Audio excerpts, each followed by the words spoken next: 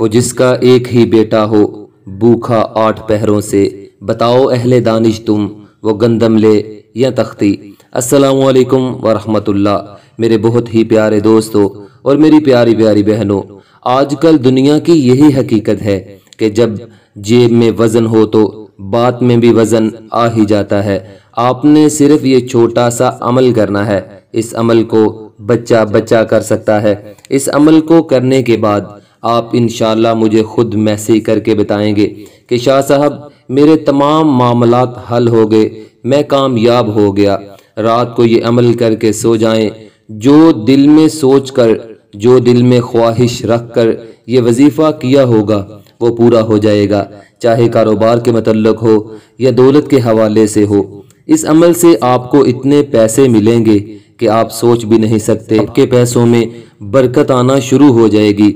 आपने अक्सर वो लोग तो ज़रूर देखे होंगे जिनकी 10 लाख तनख्वाह होने के बावजूद भी वो रो रहे होते हैं कि हमारा गुजारा नहीं होता।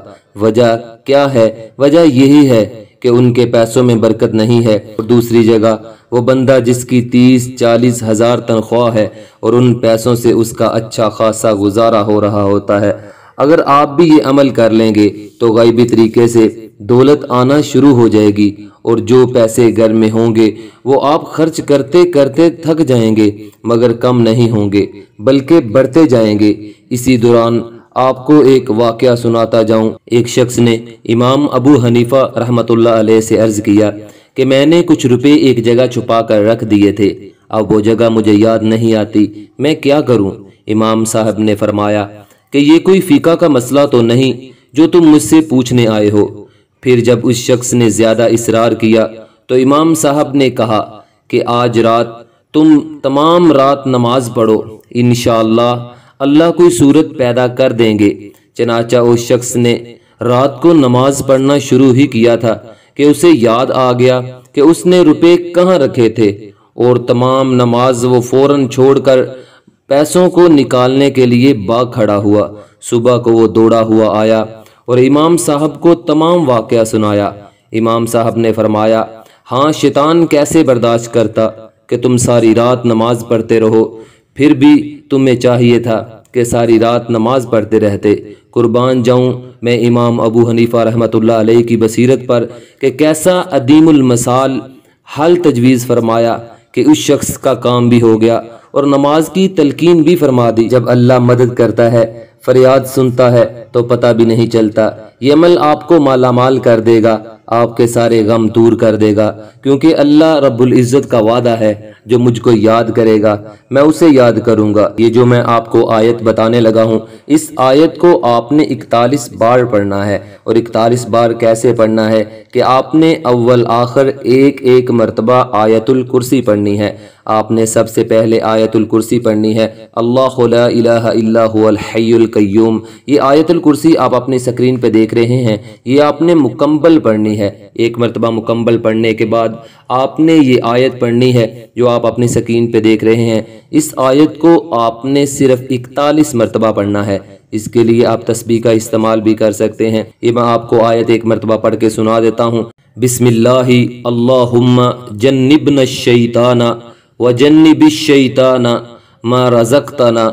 इस आयत को आपने 41 मरतबा पढ़ लेने के बाद आपने आखिर में एक मरतबा दोबारा आयतुल कुर्सी पढ़नी है, अल्लाहु ला इलाहा इल्ला हुवल हय्युल कय्यूम। आयतुल कुर्सी पढ़ लेने के बाद आपने चीनी हो या शक्कर हो, थोड़ी सी आपने अपने पास रख लेनी है। थोड़ी सी चीनी हो या शक्कर हो, उस पर आपने फूंक मार देनी है। फूंक मारने के बाद आपने उसमें से, उस चीनी या शक्कर में से थोड़ी सी आपने खा लेनी है और बाकी आपने अपने घर की छत पर फेंक देनी है। और फेंकने के बाद आपने सो जाना है।